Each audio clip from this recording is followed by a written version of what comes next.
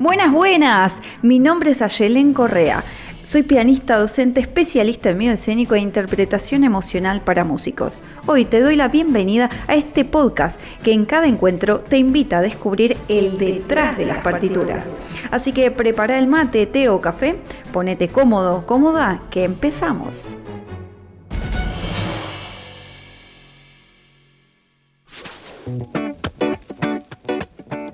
Buenas, buenas, ¿cómo estás? Espero que estés muy, pero muy bien. Nos volvemos a reencontrar en este Detrás de las Partituras en un nuevo episodio. ¡Qué alegría que así sea! En esta ocasión no estoy con el mate porque es un poco tarde cuando estoy haciendo esta grabación. Son como las 11 menos 10 de la noche, pero sí te digo que estoy con un tecito acá al lado mío porque la noche está distinta. Hay una luna maravillosa, grande, que ilumina tantísimo los senderos de este pequeño pueblo donde me encuentro. Llueve por momentos se para, se abre el cielo y me permite ver esa hermosura y bella luz radiante que me transmite esta luna. Bueno, nos vamos a adentrar en un tema súper interesante para mí. Hace unos días, buceando por las redes, y el algoritmo me sugiere un video un tanto particular. Y si me seguís en Instagram, habrás visto y me habrás escuchado un poco en la reflexión que invité a hacer y lo que vamos aprendiendo, ¿no? Porque en las redes y acá también en el podcast se brinda un montón de conocimiento gratuito, pero también es importante poder compartir, ¿no? Que fluya un ida y vuelta con el otro, con el oyente, con el interlocutor. Y bueno, en esta curiosidad, ¿no? Del quehacer musical, invité a abrir las puertas del pensamiento colectivo. Pero antes de seguir, te voy a hacer escuchar solo el audio.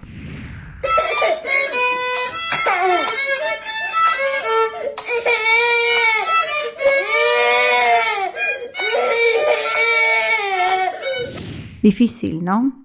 Cada vez que lo escucho, el estómago se me anuda, mis dientes se aprietan, y es como si pudiera sentir esa tristeza y ese llanto interno que esa niña está viviendo. Pero a la vez me genera un enojo muy profundo, como si yo y mi ser adulto quisiera reaccionar buscando protegerla. Y vos te preguntarás, ¿de qué? ¿Protegerla de qué? Y ahí es donde te respondo, de sus propios padres, de sus docentes, de esos adultos ausentes que dicen ser responsable de ella, pero que evidentemente tanto no lo son. Acá nos vamos a adentrar en esos caminos un poco sinuosos de los que nadie suele hablar, de esas palabras que pocos se hacen eco. Y escucha cada una de estas antítesis que te propongo. Obligación versus juego, enseñanza versus imposición, padecimiento versus disfrute. Está obviamente completamente vinculada cada una de estas antítesis con la pedagogía, la didáctica y la metodología justa que se supone que cada peque, cada persona, cada uno de nosotros debería llevar adelante en su aprendizaje. Claro, en general uno cree que esto solo cae en la responsabilidad de los docentes, pero déjame decirte una cosa. El ejemplo de esta nena tocando así no es un ejemplo que sucede en el conservatorio o en un espacio institucional educativo. No, todo lo contrario. Es un encuadre en un espacio hogareño. Y es acá donde hago especial hincapié en la importancia del entorno familiar, el entorno de los padres, en el momento de comenzar a realizar un camino musical académico. Sobre todo porque en la primera infancia es donde realmente se absorben la mayoría de las experiencias que después van a ser o de ayuda o de impedimento en la adultez. Y en este caso, como verán, la niña no debe tener más de 5 o 6 años, como mucho, Te cuento que desde la mirada de la psicología musical que nos propone Mauricio Weintraub, uno de mis grandes maestros, podemos ver que el crítico guía que desarrollamos internamente está compuesto por el padre, madre o tutor y los docentes representativos que tenemos a lo largo de nuestro desarrollo musical. Y esta conjunción interna de las acciones, actitudes, frases, comportamientos que vamos viviendo, viendo y aprendiendo, se van incorporando de ellos y nosotros luego los internalizaremos como propios. Obviamente que tiempo más tarde vos te vas a encontrar en una situación cotidiana, ¿no? En una de esas mañanas de sesión de estudio y te preguntarás por qué aparecen algunas de estas frases que te voy a comentar.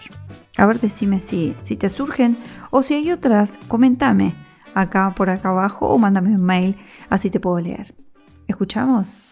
¿Ves que si no hubiera descansado el domingo, hoy lunes tendría la obra mejor? Esta obra para violín es demasiado para mí. No sé si llego a dar el concierto. Creo que si subo la cantidad de horas de estudio podría mejorar, porque estudiando solamente 3 horas al día no creo que logre ser ese músico profesional que tanto quiero. Esas frases lamentablemente no salen del aire o aparecen porque sí. Esas frases nosotros primero las escuchamos o las vimos en acciones desde otras personas, que luego se grabaron en nuestra retina al ver sus actitudes y que casi como una película que se va repitiendo una y otra vez en nuestro cerebro, la vamos recordando.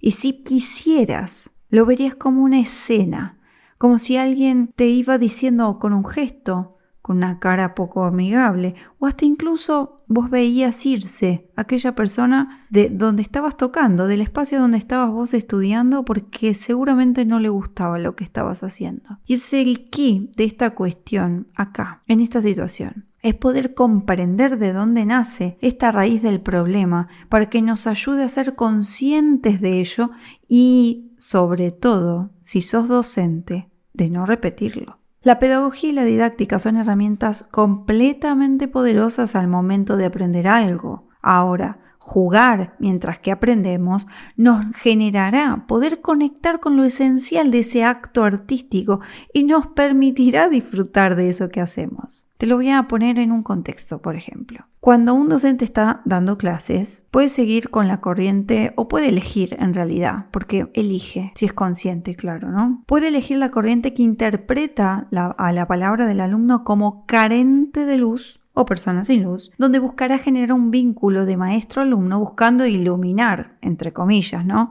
con su sabiduría a quien tenga enfrente. O por lo contrario, puede elegir conectar con el deseo de la exploración de la persona e ir guiándola con diferentes contenidos musicales para lograr desarrollar su beta artística musical. Acá la interpretación del alumno, estudiante o discípulo sería alimentar y buscar hacer crecer a quien se encuentra junto a mí. ¿Qué diferencia, no? Bueno, te cuento algo. La segunda opción para el docente, para nosotros los docentes, nos implica un poquito más de trabajo, o por lo menos un trabajo diferente. Una constante dinámica de cambio, de predisposición hacia el estudiante, y acá es la parte que creo más relevante, personalizar la clase, que no sea una y otra repetida como si estuviéramos tipo loritos pintados tratando de sacarnos de encima ese horario del trabajo. Justamente, para llevar a cabo esta última forma de dar clases, necesitamos cointerpretar la música con el estudiante, necesitamos ir conectando con su deseo, con su interés e ir presentándoles diferentes visiones musicales, no una sola. De esta forma, la persona que está aprendiendo cultivará su conocimiento, su curiosidad, mientras que incorpora nuevos conceptos teóricos y prácticos a la vez. Te cuento algo. Muchas veces me pasa dando clases que me pierdo de la noción del tiempo y lo mismo me sucede cuando estoy en el momento de tocar, de estar con mis sesiones de estudio con mi instrumento. Lograr este estado de flow, de conexión total y de abstracción absoluta con el momento actual es gracias a que realmente me permito un espacio lúdico al momento de enseñar y al momento de tocar. Con tantos años de experiencia en la docencia, creo que no es posible disociar una cosa de la otra. Como tampoco es posible disociar que lo que se vive es lo que se transmite. Esta parte honesta y transparente de la enseñanza que muchas veces perdemos de vista. Por eso es importante poner en nuestro camino personas que nos ayuden realmente a crear ese ecosistema musical de disfrute y no de obligación, de culpa o de miedo.